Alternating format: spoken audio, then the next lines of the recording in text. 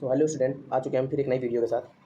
यहाँ पे 2 मिनट में ऐसे कॉन्सेप्ट बताए जाएंगे जिनका अप्रोच करके एग्जाम में आप तुरंत आंसर मार्क करोगे। तो क्वेश्चन कह रहा है, एक वस्तु को 500 रुपये में बेचने पर होने वाला लाभ 300 रुपये में बेचने वाली 300 रुपये में बेचने वाली हानि का 3 गुना है। ओके, तो क्रय मूल्य बताना है। देखो यहाँ पर क्वेश्चन कह रहा है 500 रुपये में और 300 रुपये में। अगर हम 300 रुपये में बेचते हैं तो हमको हानि कितनी होती है, सपोज दैट 1 की। और 3 गुना क्या होता है, लाभ होता है। कब होता है, जब 500 रुपये में बेचते हैं। इसका मतलब यहाँ पे कितना होगा, 3 गुना। 500 रुपये में बेचने पर 3 का लाभ होता है और 300 रुपये में बेचने पर 1 की हानि होती है।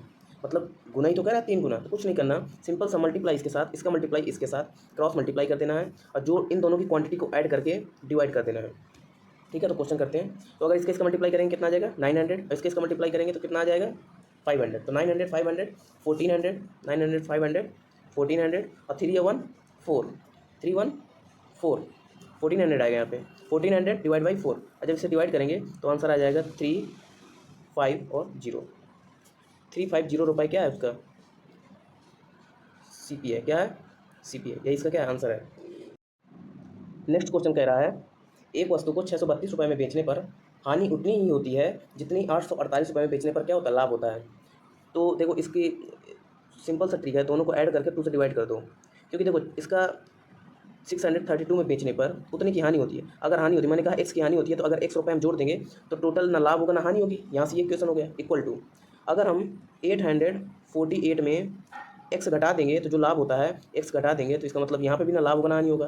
तो इसी क्वेश्चन को सॉल्व करना है। इस x को सब ले जाएंगे तो 2x हो जाएगा, 2x, और इन दोनों को ऐड कर देंगे तो ऐड करने पर कितना आ जाएगा, 8 2 10 0 कैरी 1, 4 3 7 1 8 और 8 6 14, 1480 ये आ गया। इसको डिवाइड कर देना है, आंसर आ जाएगा। तो x is equal to 1480 divide by 2। जब इसे डिवाइड करेंगे तो आंसर आएगा 2 7 जा 2 4 जा और 0। डी नंबर आंसर है, डी नंबर। ओके, तो नेक्स्ट क्वेश्चन ऐसा ही सेम होगा, पर ध्यान देना इसको इतना कुछ करने की जरूरत नहीं है x मानने की। बस जब भी ऐसा क्वेश्चन आए तो इन दोनों को ऐड करना है, 848 और डिवाइड बाई 2 कर देना है, वही हमारा क्या होगा, आंसर होगा। सेम ऐसे नेक्स्ट क्वेश्चन है, एक वस्तु को 8800 रुपये में बेचने पर होने वाला लाभ 7200 रुपये में बेचने वाली हानि के बराबर है। यदि इसे 96 रुपये में बेचा जाए तो लाभ प्रतिशत ज्ञात कीजिए। अभी जस्ट पीछे मैंने एक क्वेश्चन कराया है कि अगर इतने में बेचा जाए और इतने में बेचा जाए तो हानि बराबर होती है, लाभ बराबर होता है। तो मैंने अभी जस्ट पीछे क्वेश्चन कराया है कि 8800 को प्लस 7200 दोनों को जोड़ देना है और डिवाइड कर देना है 2 से। यही हमारा क्या आ जाएगा, CP। ये क्या आ जाएगा हमारा, CP। तो हमें CP निकालना है सिंपल सा। तो CP निकाल लेंगे तो SP में इसमें लास्ट में क्या कर दिया, बेच दिया, तो हम क्या कर लेंगे, प्रॉफिट निकाल लेंगे। तो करते हैं, अगर 8800 को 7200 में जोड़ेंगे तो कितना आ जाएगा, 0 0 0, यहाँ पे आ जाएगा 16 आएगा। 8 7 15 और 116 सही है। और 2 से डिवाइड कर देंगे तो कितना आ जाएगा, 8000। आंसर कितना आ गया, 8000। आंसर नहीं आया अभी, ये CP आया। क्या आया, CP। अगर CP 8000 है, CP कितना है, 8000, और बेचा कितने गया है, 9600 की। कितने का प्रॉफिट हुआ है, 1600 की प्रॉफिट हुआ है। कितने का हुआ, 1600 डिवाइड बाई 8000। CP पर ही तो होता है लाभ, चाहे हो चाहे हानि हो। मल्टीप्लाई 100, तो 0 से 2 0 कटे, 80 से कटा 20%, कितना आ गया, 20%। तो हमारा आंसर कितना आ गया, 20%, B number, B number 20%।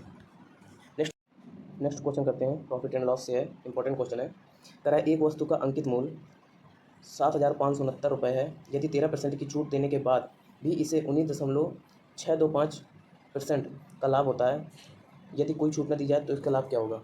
Okay, तो देखो ये जो ऊपर लिखी है ना, इसका कोई मतलब नहीं है, क्योंकि हमें क्या निकालना है, हमें लाभ निकालना है।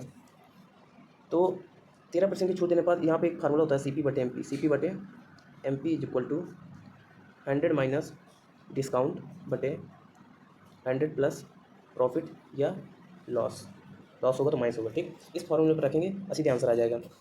तो देखो 13% का डिस्काउंट दिया है, इसका मतलब यहाँ पे D की जगह पे क्या होगा, 13, तो यहाँ पे कितना आ जाएगा, 27 87, यहाँ पे कितना आ जाएगा, 87। और नीचे अगर 19.625, ये तो खतरनाक फ्रैक्शन है। ठीक है, तो 19.625 को क्या लिख सकते हैं, 19.625 को लिख सकते हैं, 19.625 को लिख सकते हैं 19 प्लस 625 को लिख सकते हैं 5/8। इस फ्रैक्शन 6.625 की फ्रैक्शन होती है 5/8। ठीक है, सीधे कर सकते हैं। तो 19 सत्ते 152 और 5 157/8। ये क्या हो जाएगा, 157/8। और इसे 100 में जोड़ेंगे क्योंकि प्रॉफिट हो रहा है ना, 100 में जोड़ेंगे तो ऊपर क्या आ जाएगा, 957/8। सीधे रख दो, CP बटे MP is equal to 100 minus discount मतलब 87। और अभी नीचे निकाला है, जोड़ेंगे तो कितना आ जाएगा, 957/8। 8 रहेगा तो ऊपर चला जाएगा। 87 से काटो 87, एकम 87, 8 बचा 7, 87 कम 87, तो CP बटे MP का रेशियो कितना आ गया? CP बटे MP का जो रेशियो है वो आ गया 8:11। लेकिन कह रहा है यदि कोई छूट ना दी जाए, अगर कोई छूट ना दी जाए तो सामान कितने में? 11 की चीज़ 11 में ही बेच दी जाएगी। MP कितना है? 11। अगर छूट ना दी जाए तो 11 की चीज़ 11 में बेच दी जाएगी। तो कितने का यहाँ पे? 3 का। कितने का? 3 ज़्यादा पे बेची जाए किस पर?